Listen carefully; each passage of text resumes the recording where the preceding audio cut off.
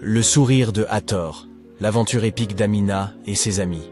Une quête magique à travers l'Égypte ancienne. Une aventure racontée par Ludibooks. Mais avant de commencer, nous vous offrons gratuitement un guide de routine du soir, rempli d'histoires inspirantes disponible en description. Dans un village niché au bord du Nil, une petite fille nommée Amina vivait avec sa famille. Elle était connue pour son sourire radieux et sa curiosité insatiable.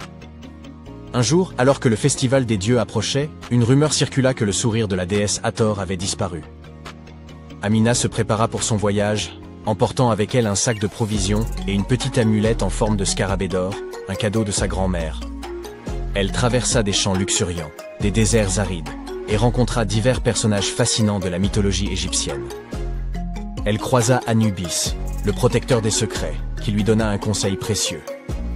Et Bastet, la déesse à tête de chat, qui l'aida à traverser une rivière tumultueuse.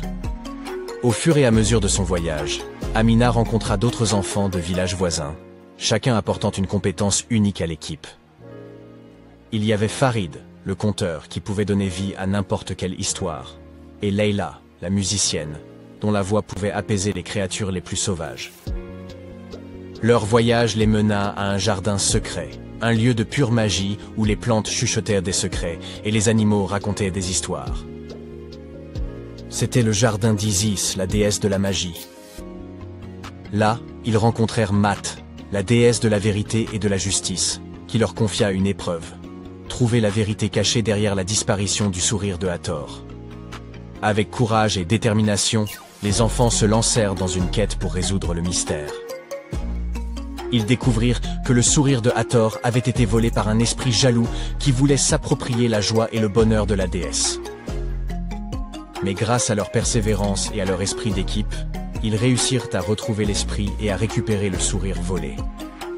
Tout au long de leur aventure, les enfants apprirent des leçons précieuses sur l'amitié, la confiance et le courage.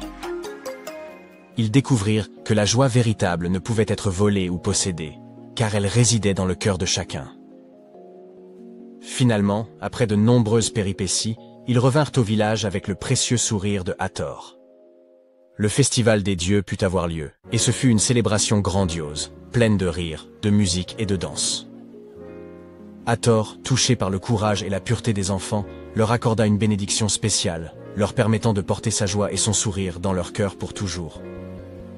Amina et ses amis devinrent des héros dans leur village, des exemples vivants des valeurs de courage, d'amitié et de persévérance. Leur histoire se répandit comme une vidéo virale, captivant et inspirant tous ceux qui l'entendaient. Elle était une source d'excitation, de surprise, d'émerveillement et de curiosité, une histoire qui parlait à tous les âges et à toutes les cultures. Elle enseignait que, même face aux plus grands défis, l'amour, l'amitié et la persévérance pouvaient triompher. C'était une histoire qui sensibilisait à des thématiques importantes de la vie, offrant des solutions pertinentes et inspirantes à travers les aventures d'enfants courageux et déterminés. Ainsi, l'histoire d'Amina et de ses amis devint une légende, une source d'inspiration pour les jeunes et les moins jeunes.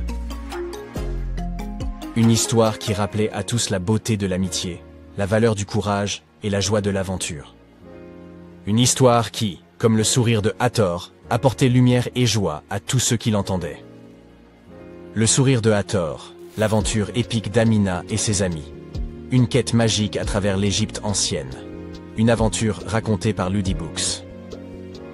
Merci de nous avoir regardés.